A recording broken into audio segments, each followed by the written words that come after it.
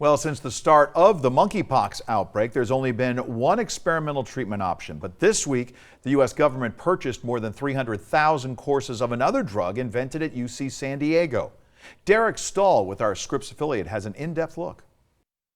The treatment is called Tembexa, and it was invented by Dr. Carl Hostetler at UC San Diego in 1999. He did it by modifying the chemical structure of another drug at the request of the federal government, which urgently wanted a pill to treat smallpox. It took just one try. That was the first one, worked right away. They said, "Can you do it?" We said, "Well, we're pretty sure we can." Smallpox and monkeypox come from the same virus family, and lab tests show the drug works well against both.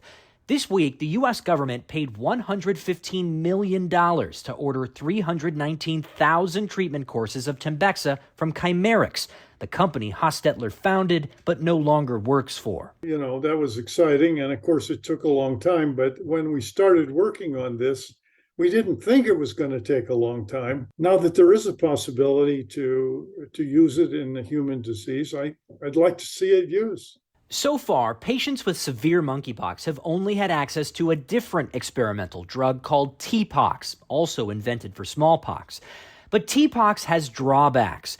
Patients have to take 6 pills a day for 14 days, 84 pills in all, and they have to maintain a high-fat diet. Tembexa is just 4 pills total. And there's another issue. Obviously, the biggest concern is that the virus mutates such that it's easier to transmit or it becomes more lethal. We know that there are more lethal strains out there. Dr. Randall Lanier of Chimerix points to a study by the FDA that showed T-pox can actually induce mutations that can make a pox virus resistant to drugs.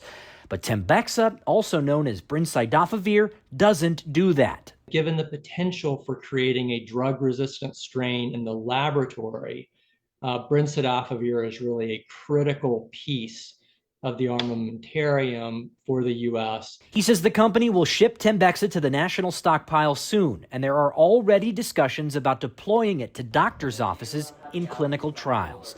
Derek Stahl, ABC 10 News.